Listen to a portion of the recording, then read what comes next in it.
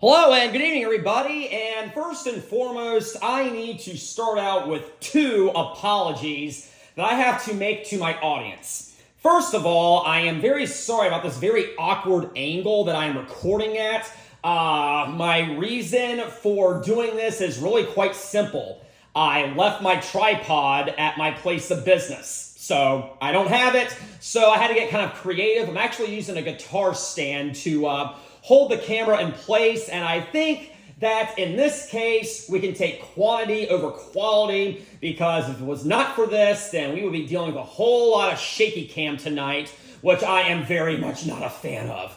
Secondly, I have to apologize because I was not here last week, and the reason was also quite simple. I was at the Megadeth concert, and I just didn't have it in me. I got back and my voice was shot. I was really tired. Man, I had some whiplash. And I was just in no condition to present, even coming close to presenting an episode that you people are worthy of. So anyways, things are good now, and I am ready to get back to swinging and back to business. And so, as promised before, I am now going to return to the world of the one and only Uriah Heep. And I'm going to be focusing my effort tonight on their sixth studio album, released in 1973, entitled Sweet Freedom. And I have done an episode on Uriah Heep before. It was quite a while ago, actually, but I covered their third album, Look at Yourself. So now I'm going to kind of skip ahead a little bit, and I want to talk about Sweet Freedom tonight. So I hope that's okay, and if it's not, well, I'm sorry, it's kind of too late. But anyways, as you all know, they are an English rock band that has really stretched across a whole lot of genres. I mean, they've incorporated prog-rock, pop rock, some may say heavy metal, definitely folk music in some places. And to me, at least, when I first started getting into these guys, I really thought that they sounded like a poor man's Deep Purple. Now, this is nothing against Uriah Heep, but let's just be honest. I do not think these guys quite reach the heights of Deep Purple, but they are still very, very amazing for what it is. They are often lumped together as being considered to be one of the big four of the formation years of heavy metal, along with Black Sabbath, Led Zeppelin, and Deep Purple. And I fully respect that, because I love all four of those artists. But if I really had to be honest, I don't think they're quite up to the level as the other three, but that is totally subjective, and I know a lot of people disagree with me. But anyways, these guys are very well known for going through a ton of lineup changes. It is ridiculous. It's very hard to keep track, and I do not fully have it memorized yet, so maybe one day, but not today. But they finally released their very first album in the year 1970, which was really the year that things were really starting to pick up and kick off. And it was entitled very Evie, very Evie, I don't know, very humble. And I thought it was a really solid debut, especially the song Gypsy, which is what they are most well known for. And again, classic Uriah Heep song, great guitar intro, and just something about their style. It's just so unique. Like, parts of it sound like they should be a folk music band or a folk rock band, but another part of them sounds much heavier, way out of the realm of folk music, and I just think it's very interesting and very creative how they're able to combine together so many genres, and it's just something that I'm fascinated by, and I have been ever since college. And I gotta tell you, early 70s, these guys were on a roll. They were like releasing an album or two albums every single year. It was ridiculous. They followed it up the following year with Salisbury. And by the way, before I get a little too far ahead of myself, the initial lineup was David Byron on lead vocals, Mick on lead guitar, and he is the one consistent member across all the albums. We had Paul Newton on bass guitar, we had Ollie Olsen on drums, and we had Ken Hensley on keyboards. So now, in the year 1971, they are releasing their sophomore effort entitled Salisbury. And well, Ollie Olsen on drums is out, Keith Baker on drums is in. And this was definitely a far more progressive album. I mean, don't get me wrong, there were some pretty, standard length songs that really set the mark, especially Lady in Black and Bird of Prey. Man, those were classics. Lady in Black, again, kind of dove into folk music, but it's just so dark and haunting, it just works on so many levels. But of course, the centerpiece was the title track, which ran for 16 minutes. And I've heard many reviewers say it's an exercise in excess and indulgence, and I can kind of see that as well. And the horn arrangement may not have quite been the best move in my opinion, but it was still a very great prog rock track, and I definitely give my endorsement to Salisbury. But then in 1971, that very same year, they released their third effort entitled Look at Yourself. And this time, Keith Baker on drums is out, Ian Clark on drums is in. I'm not going to dwell too much on this one because I've already reviewed it. But again, standout tracks. We have Tears in My Eyes, July Morning, Love Machine, I Want to Be Free, and of course, the title track. Such a fast song, and man, something I'm going to talk about later is that these instruments, all members of this band, they complement each other so well. The bass, the keyboards, the guitar, everything just comes together so well. But then in 1972, they released their fourth album, and we finally got something resembling a steady lineup. And many consider this to be their classic lineup. Ian Clark and Paul Newton are out, and they are replaced by Gary Thain on bass and Lee Kerslake on the drums. And Lee Kerslake would be with the band quite a lot going forward. He's also very well known for his work with Ozzy Osbourne. So now for Demons and Wizards, their fourth album released in 1972, we have David Byron, Mick, Gary Thain, Lee Kerslake, and Ken Hensley. And some notable tracks from Demons and Wizards, we have Easy Livin', The Wizard, Circle of Hands, Traveler in Time, all of which appeared on their later live album.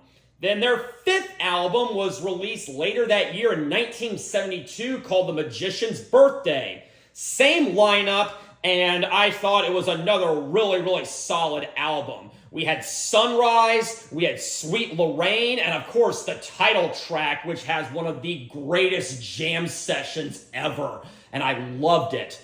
Later the following year, in 1973, they released their very first live album, and it was great. But of course, what I am talking about tonight is their sixth studio release. It was released after that live album, and it's entitled Sweet Freedom. And this right here is the cover, and we have a picture of the band. And I think it's a pretty decent cover. I love the shades of red. I think it really sets kind of a dark and eerie mood, which is going to come up quite a lot throughout this album. We have a gatefold, and it looks like we have some lyrics right here. So let's see if I can zoom in. Yeah, we have some lyrics. We have a track list. We have the band. This is the classic lineup. It would last for 4 albums, this being the third. And so we have some lyrics over here, and that's all nice and good. And let's see what we have here on the back. We just have a picture of the sun against the red sky, and we have the track list. And so it is all going to kick off with Dreamer. And this one, it's a very upbeat song. It's kind of hard to describe, but it doesn't sound like what you might expect from a borderline heavy metal artist. Well, let me back up. The guitar work definitely sounds like it should have been written and performed by a borderline heavy metal artist. But the mood doesn't. It's just some upbeat, jovial song. But it's got a very good drum intro, and then it just starts kicking in, and it starts going very, very, very fast. And as I said, it sounds a lot heavier than what the mood would suggest. David Byron. What a great vocalist. It's too bad he is no longer with us. He has tragically passed away. It was quite a while ago, actually. But so influential, and even King Diamond, of all people, has cited him as a very definite influence. But, the chorus is, pretty simplistic. Dreamer, dreamer, dreamer. Not a whole lot to it, but man, like I said, he's singing very, very fast, and just the mood kind of contradicts with the genre, but it just works so well. And as I said, the bass, the keyboard, the drums, the guitar, they may sound different, but when you combine them together, it just works so well. And Mick has a very good guitar solo in the middle, and it's definitely planting the seeds of heavy metal. He's got kind of this wow, wow, wow thing kind of going on. It's kind of hard to explain, but there are very few guitarists that I can actually recognize just by hearing them on the guitar. And well, Mick is one of them. And I would say the other ones are Brian May from Queen and Eddie Van Halen from, Van Halen. But again, like I said, this is definitely setting the stage for heavy metal, and it just works so well. Then we come to track number 2, and that is Stealin'. And at first, I didn't really like this one. Well, back in college, I bought a Greatest Hits, and this was the one song from Sweet Freedom that ended up on that Greatest Hits. And at the time, I was kind of a casual Uriah Heep fan, but I later really started doing a deep dive into them, and actually I'm still doing that. But Stealin' was the very first song from this album I ever heard, and I didn't play this one too much because, it's kind of at the end of the album, and I just never... Those are usually the songs that are frequently ignored, but it starts off, and it's got a very soft intro, and it has a very Western feel to it. I don't know, but just part of it, or the mood, I kind of feel like we're watching a cowboy trotting along on his horse while he's watching the sunset, and it's quite interesting, but that's kind of the feeling I get from it. And it's got a very galloping feel to it, and like I said, very, very Western mood to it. And what I kind of like about this is after that intro is done and the band starts coming in, we still have the same rhythm. That don't, and I can't do it. I'm not doing it. I'm not doing it well. But you kind of get my drift. I'm sure you've heard this song by now, but man, it is a great song, and I love that rhythm so much. And I've been stealing when I should have been buying. Oh man, I just really, really love Stealin', and like I said, that Western feel to it just gives the song such atmosphere, and I cannot recommend it highly enough. I think it's a Uriah Heep classic, and I think it is a song that you should hear. Then we come to One Day, and from the first, when I was listening to this again in preparation for this review, first thing I thought is, as soon as the song kicks in, like the first couple of seconds, it sounds a lot like a Queen song that's entitled Son and Daughter, and it's quite interesting. But, yeah, this one's a little bit more slow, but it still has that wah-wah guitar by Mick. But, again, it's much, much slower, and, it goes one day, and I did that incorrectly. But again, after the intro, after that kind of crazy, psychotic intro, things start brooding along, and while it's probably one of the weaker songs on here, again, it's got a very brooding mood to it, very brooding beat to it. Again, I gotta say, the production on this album is top notch. I absolutely love the sound of it. Great, and David Byron has such great vocalization on this entire album. I'm sure some of the other members, like Ken Hensley, are providing the backup vocals, and man, those harmonies just go together so well. Then, The last song from side one is the title track. And this kind of has a personal connection with me. I'm not quite ready to share why, but it reminds me of a very, very significant event in my life, which one day I may disclose. But starts out with a keyboard intro. It might be the organ, actually. I'm not quite too sure. But again, it starts out very, very soft, and it just starts building and building and building. And man, the verse has got such an emotional punch behind it. It's just so incredible. And again, the production is on point. The instrumentation is on point.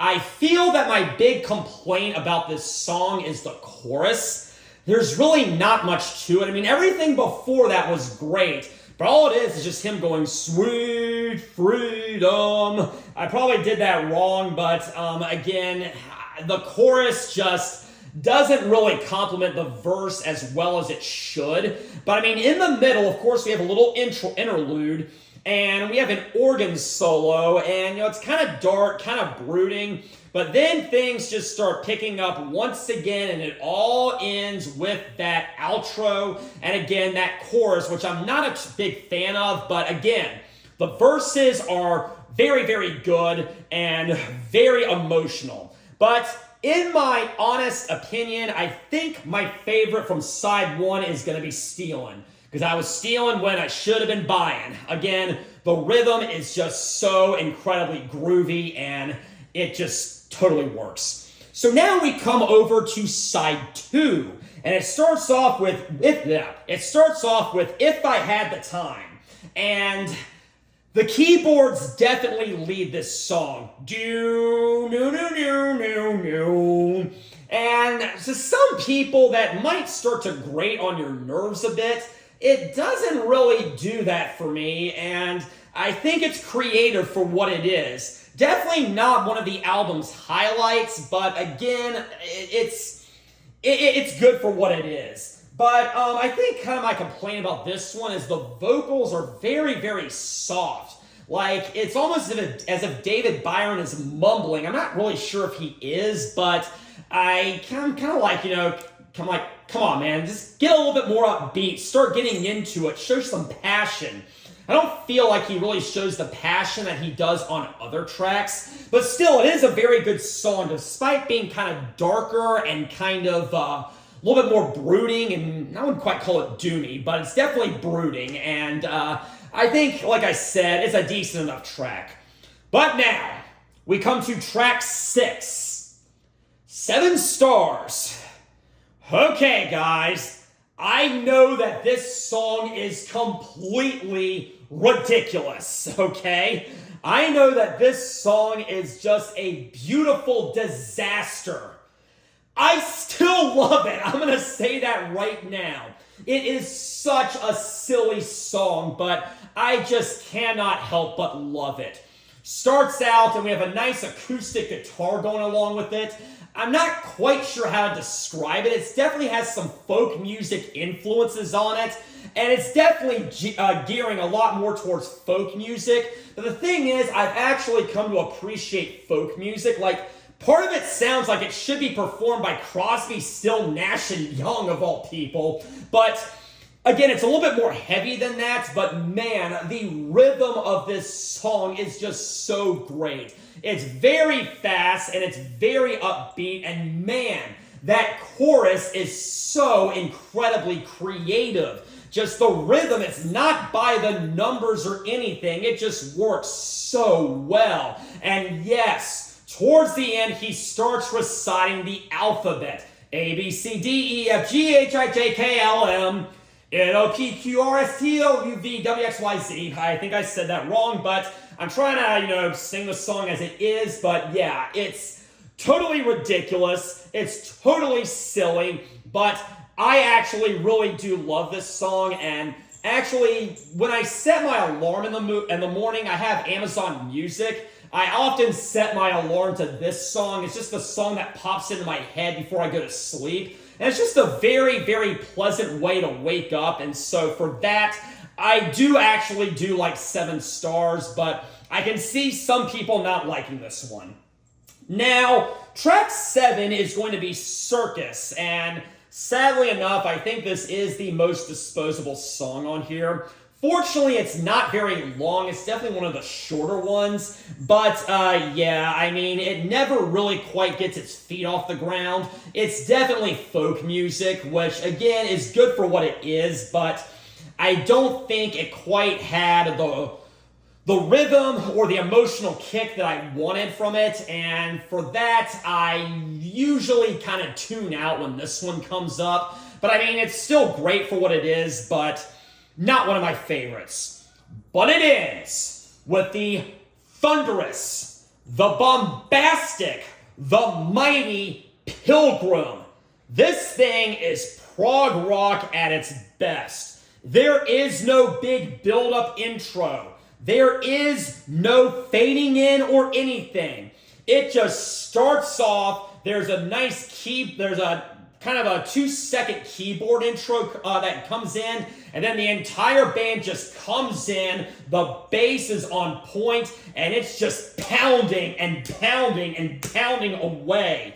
Then we have a little verse. There's actually only one verse, but it's fast. The whole band isn't quite on, let me back up. The whole band isn't fully playing during the verse, and it's still very, very good, but after that, we have an interlude, gets a little bit soft, kind of an organ solo going on kind of in the middle, but then at the end, we have one of the greatest outros ever. It just goes down, down, down, down, down, down, and it is just, like I said, thunderous, mighty, anthemic, and just completely bombastic. Like I said, this is one of those songs where everything just clicks together so incredibly well. The keyboards especially. That could have fallen flat on its face, and it doesn't. The bass, man, Gary Thain is just on point here. Even more so than he was on his first 2 albums, Demons and Wizards and The Magician's Birthday. Mick Box, again, is such a heavy guitar player, and it works so well here. And so I've heard some people criticize Pilgrim. I've heard people say that it's just a ridiculous song that just has too much going on. I actually really, really love Pilgrim. And if I had to pick a favorite from side 2, it's probably either 7 stars or Pilgrim. Tonight, I'm going with Pilgrim, and I think that is my favorite song from the entire album. It's not your typical verse, chorus, interlude, verse, chorus song. It has multi-parts, it has multi-sections, and they just flow together so well. And for that, I highly recommend Pilgrim, I highly recommend Sweet Freedom, and I highly recommend Sweet Freedom, the album. One of the greatest Uriah Heep albums, and it's just a shame this lineup did not last longer than it did. So anyways, that is going to conclude my review tonight. Thank you very much for joining me. Next time, a rainbow will rise from a light in the black. But until then, have a very pleasant evening.